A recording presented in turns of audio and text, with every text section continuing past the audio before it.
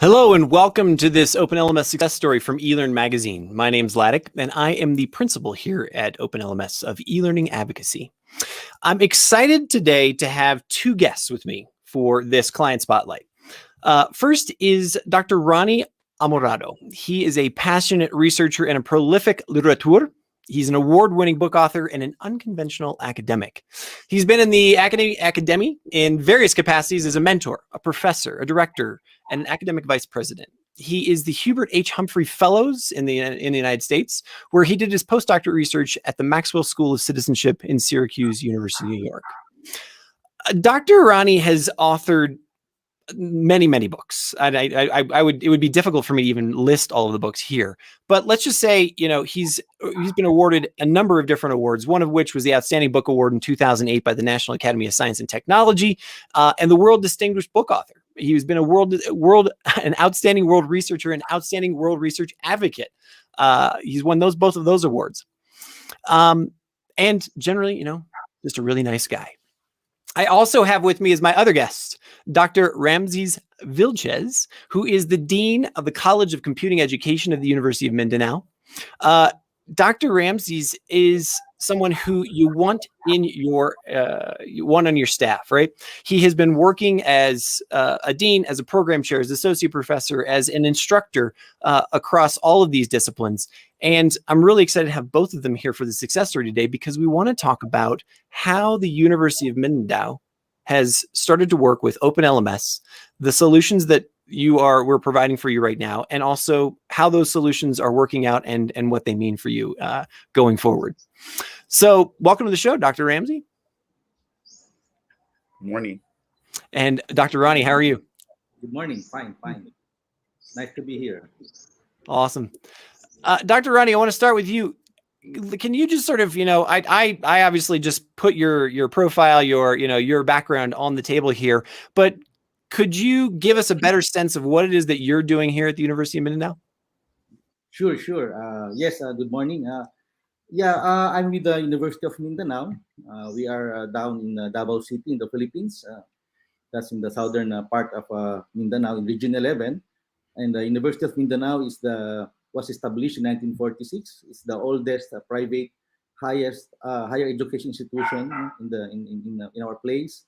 Also the biggest private university in terms of student population and land area. We have 7 branches across the region. We average about 35 to 45,000 for all campuses. But in the main branch in Davao, we have about 25 to 35,000 also. And we are the first ISO certified and receiving the Philippine Quality Award, similar to the Malcolm Baldrige Award in the US. In the Mindanao, we are in the first, the biggest in terms of number of programs or program offering, and we are the second in the entire Philippines. Fantastic. Dr. Ramses, can I ask you to do the same thing? Would you just, I teed you up and I gave you a little bit about your bio, but what is it that you're doing at the University of Mindanao, and what's your special focus? Yeah, as you mentioned, I'm the Dean of the College of Computing Education, and at the same time, I'm the OpenLMS administrator. So being an administrator, I see to it, before the class starts, we already have the courses ready for the students and the faculty. We, of course, enrolled students and faculty will be using the OpenLMS. So, being in the College of Computing Education during this time of pandemic, you will be, given so much tiny job, little tiny job. This is just like a little side hustle that you have. It's not a big deal, right? Awesome. That's excellent. Dr. Ronnie, could you do me the favor of, you said that you're, ISO certified. You are one of the largest. I think you said you're the oldest and the largest campus or set of campuses in the Philippines, with you said 25 to 35,000 students at any one time as you kind of flux in and out. Take me through the journey to e-learning. How at what point was that, did that become a real thing for University of Mindanao, and, kind of what's the vision going forward? Yes.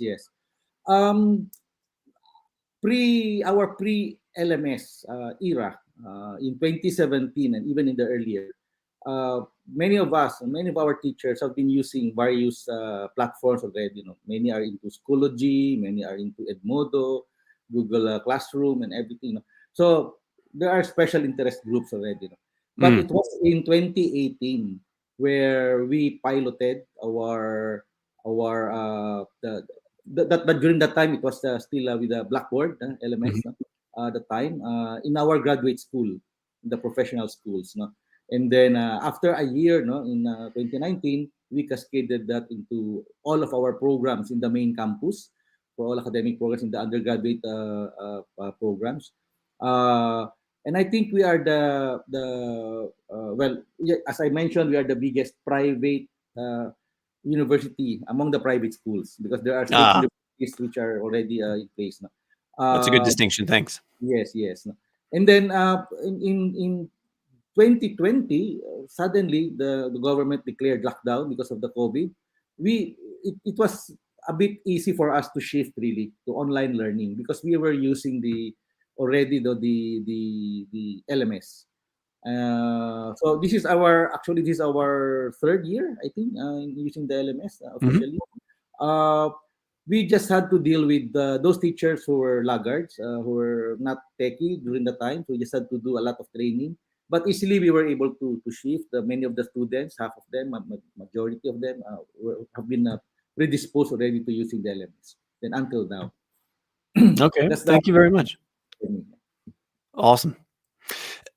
Dr. Ramses, so as Dr. Rani was saying, there was a patchwork of learning technologies that were being used at the university. He said Google Classroom, Edmodo, Schoology, blah blah blah blah blah.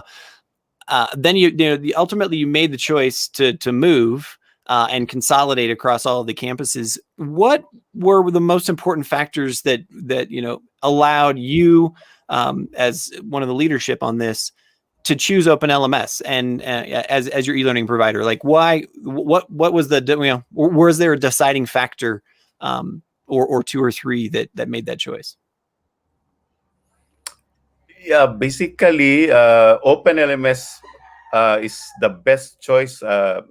Actually, based on the evaluation, as mentioned by Dr. Ronnie earlier, we use different platforms, but OpenLMS has the tools that we need. Of course, it's easy to integrate tools. It's interoperability with other applications is very easy because it's open source. We can just actually focus on the pedagogy, on the teaching and learning, and not on the supporting, technology. So open source is a critical factor in your selection criteria. Yes. So based on the we tried actually several LMS, but during the evaluation, it's the OpenLMS that the best choice for us. Awesome. Can you give me insight into, was this a classic, sort of a committee, a committee criteria where you had many different people try out the LMS? Was this a departmental decision? Like they kind of said, hey, we're relying upon you, Ramsey, and your department because you guys are the experts. Was this taken by leadership somehow and you were kind of just supporting that? Like what did that look like? Yeah, actually we started first subscribing with the graduate school. No, it's just one department of the university to try it out. But after like 2 years of using the OpenLMS,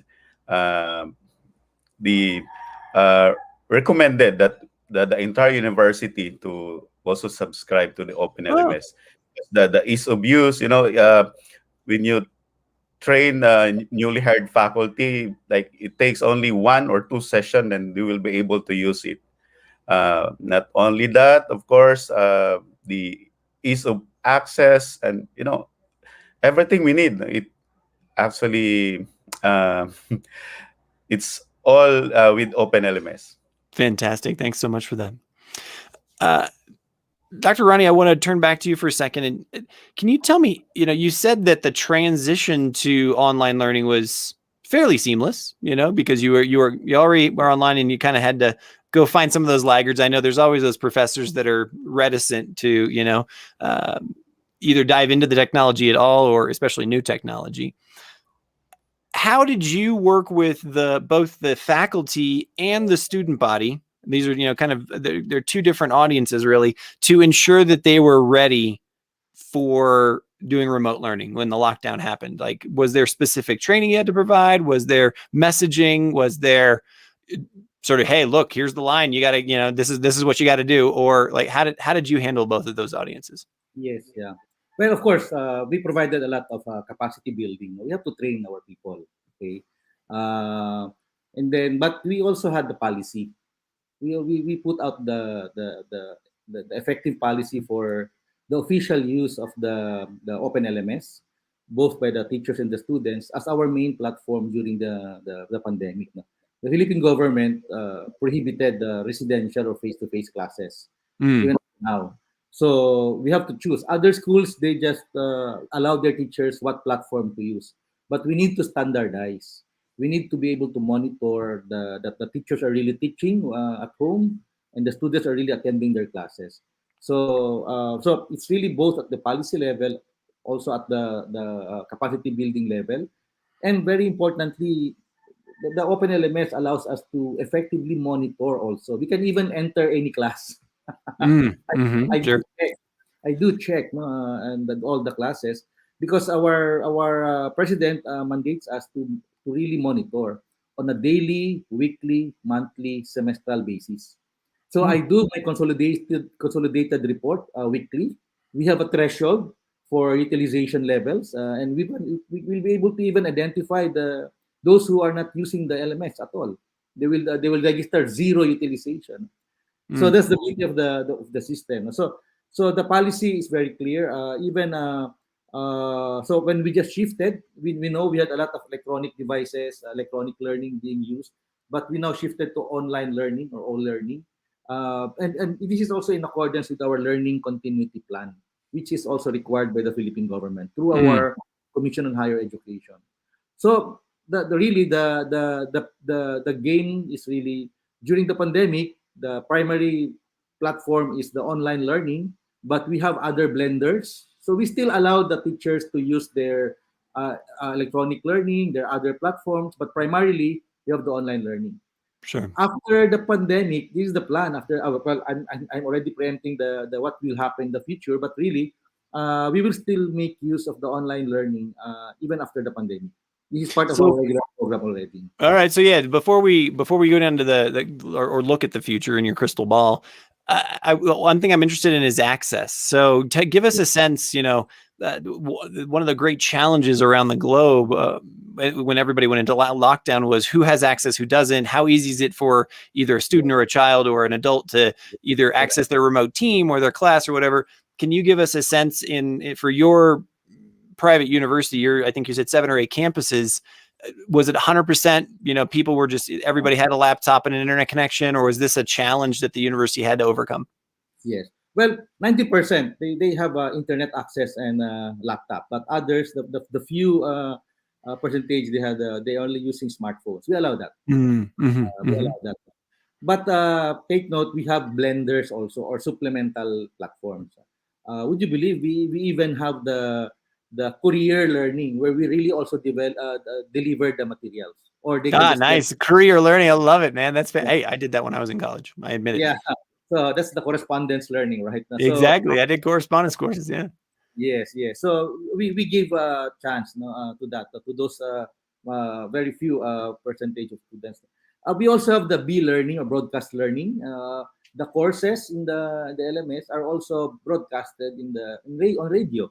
So cool. They will reach the rural areas, the far-flung areas, where they don't have access to internet.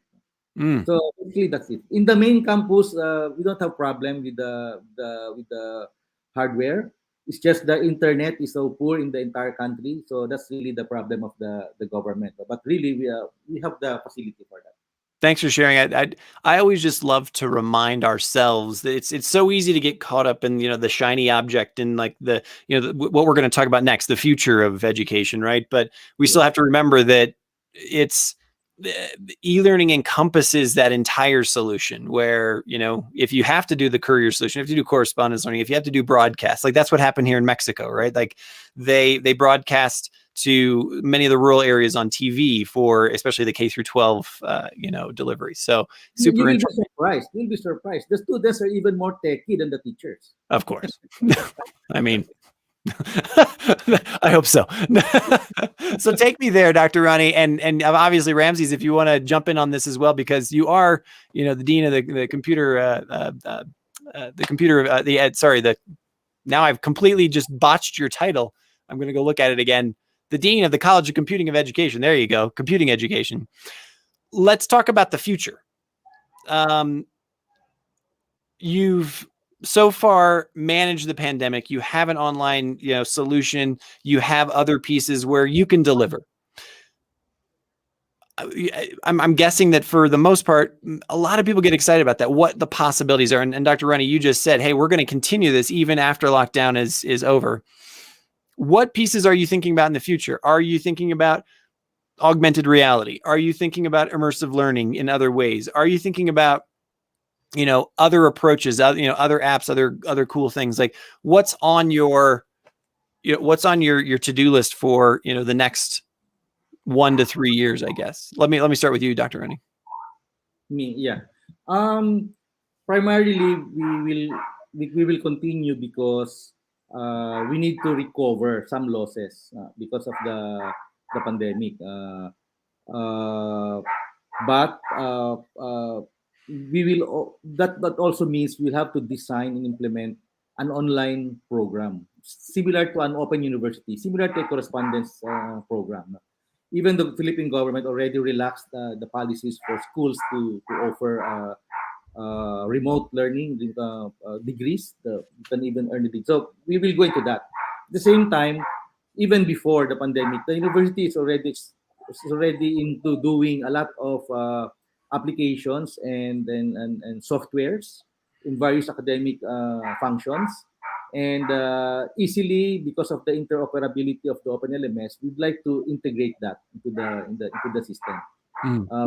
We have a lot of softwares made by the colleges, made by other offices. So we would like to integrate all of them also into one whole academic operations system based. Fantastic. And OpenLMS will be a very crucial part of that. So if the pandemic hopefully is finished, we are looking at 2023 more to be safe about it. Unless there's a new variant coming in, we will easily shift to go back to residential face-to-face, but we will have a different offering for online programs. Those students who want to, they can choose now. Those who want to go into regular residential programs, they can choose this, or those who want to avail of online programs, they can choose that. Fantastic. So more or less that's the direction, basically. I think all schools in the Philippines will do that also, to recover the losses also. Sure. Dr. Ramses, anything that you want to add to that vision? Yeah. The College of Computing Education actually offers 2 programs, Bachelor of Science in Entertainment and Multimedia Computing, major in game development and digital animation. The other one is Bachelor in Multimedia Arts. So what we are doing right now, we are, developing a courseware integrating this, animation to gamify this courseware to make it more, engaging to our students. So we have experts doing it right now. We do some video editing, integrating animation, and, gamifying the courseware to make it, more attractive to the students and engaging to them. So that's what we are doing right now. Fantastic. Dr. Ronnie, Dr. Ramses, I want to just thank you very much for taking the time today to speak with me about how you were introduced to OpenLMS, how you've implemented it, what your vision is for the future for e-learning. I know it's, we're on kind of different sides of the globe, but that's one of the beauties of all this e-learning stuff, right? We can connect like this. Thank you so much for your time today. I really, really appreciate it. Thank you. Thank you. And I want to just close out by saying thank you so much for listening.